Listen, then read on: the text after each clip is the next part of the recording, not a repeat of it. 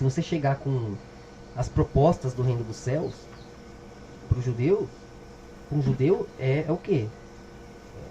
Coisa do demônio. Se não for um cabalista que já também... Você pegar um cara que segue a Torá e vir com as ideias quânticas, mesmo um cabalista, né? Ele ia achar coisa do demônio, ele não pode ir com isso. Ele ia preferir o quê? O que é o paraíso para ele? O paraíso para ele vai ser o plausível na Terra. Enquanto o cristão, ele foca as possibilidades da alma. Então já envolve uma ausência teatral, assim, uma entrega das questões da vida. E que na época parecia absurdo, né? Como assim vou abrir mão disso tudo? Porque a matéria é nada. Como a matéria é nada? A matéria é tudo. Mas hoje a gente sabe que a matéria é nada. Então o paraíso do cristão que entende tudo é o reconhecimento divino para ter uma sintonia interna com Deus, para poder flutuar sobre esses momentos e não se perder lá.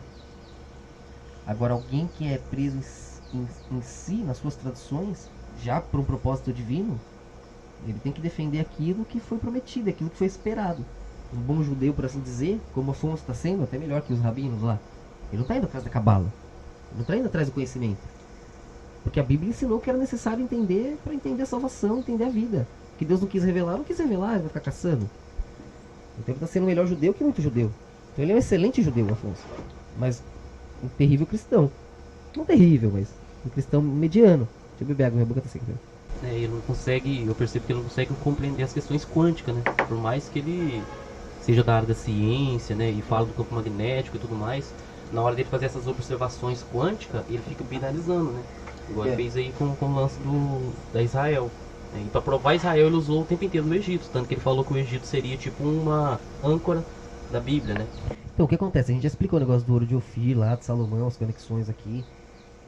E que Israel na época eles demoraram para ter barcos, né? Então eles usavam o que? Eles comercializavam através de uma parceria com os fenícios, né? Então os fenícios eles iam para vários lugares do mundo.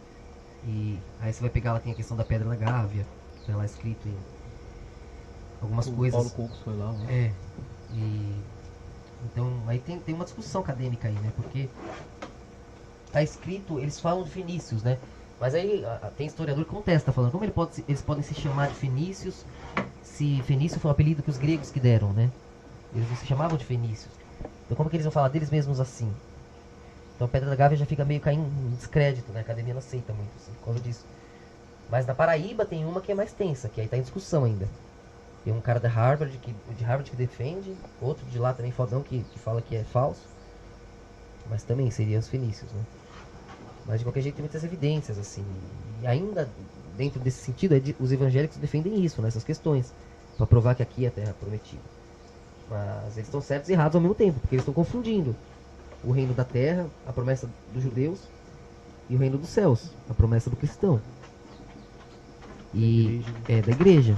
E falando igreja, falando cristão, a gente inclui judeus convertidos, inclui gentios das nações, né? E a igreja em si, que a igreja já é uma transformação espiritual, né? Um renascimento em Cristo. Então vai tendo esse degradê próximo ali de todas as referências, os entendimentos que Cristo passou. Então você já vem acreditando e sabe do amanhã e luta pelo amanhã para que a glória de Deus seja, né, cada vez mais evidente. Então você luta com fé.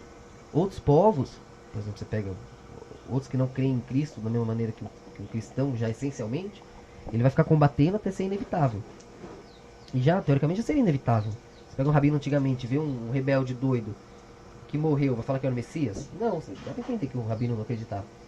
Mas esse rebelde doido que morreu, agora o mundo gira em torno dele, o tempo é contado em torno dele, ele salva os judeus de todos os cantos, em todo canto, toda a nação, ele enterrou todos os deuses, como estava profetizado.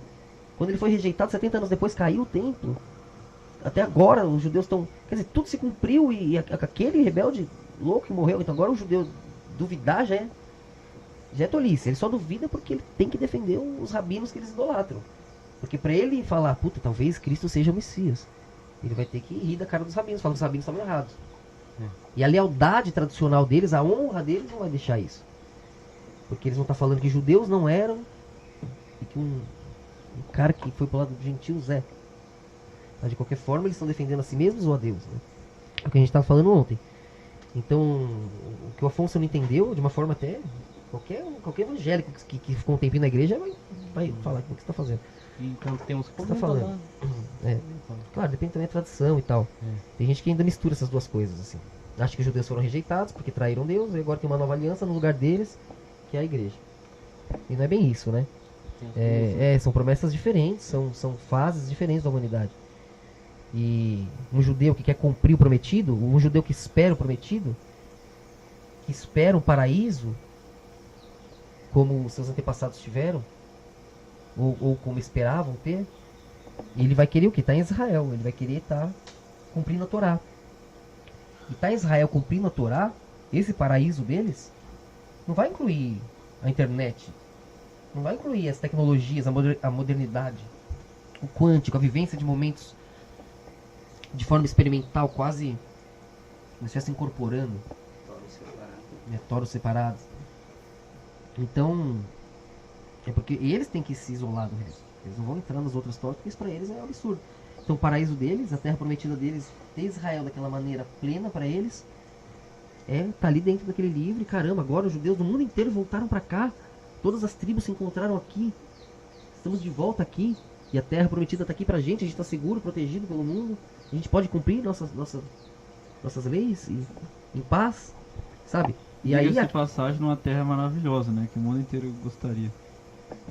Não, você tá falando daqui ou de lá? Eu tô falando daqui? Não, mas então, eu tô falando, isso é verdade, mas eu tô falando que no caso do judeu verdadeiro, o aqui inclui tecnologia, o quântico, inclui todos os povos.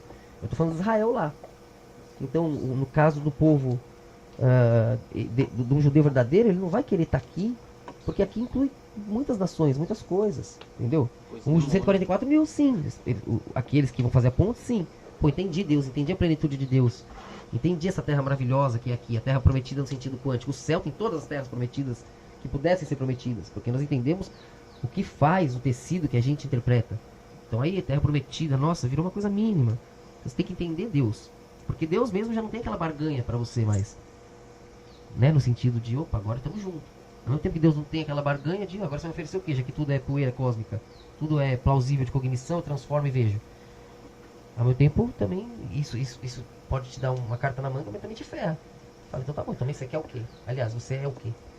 Aí, também aí tem toda uma dança. Mas assim, um judeu tipo Afonso, eu não ia querer estar aqui no Brasil. Como não está? Vivendo as coisas todas. É mesmo no Ocidente, ele não ia querer estar no reino luciferiano. De repente, ele ia preferir voltar para Israel e seguir as leis da Torá. E seria amado por Deus. Voltar para a Idade Média. Então é disso que eu tô falando. Um judeu, o paraíso é ele poder voltar para Israel sem conflito, em paz, com o mundo ali ajudando a proteger eles, gratos a eles, de certa forma. E o Brasil é a nação que vai compreender o que eles são e proteger eles. Deus que sabe, mas também. A igreja não está só no Brasil, né?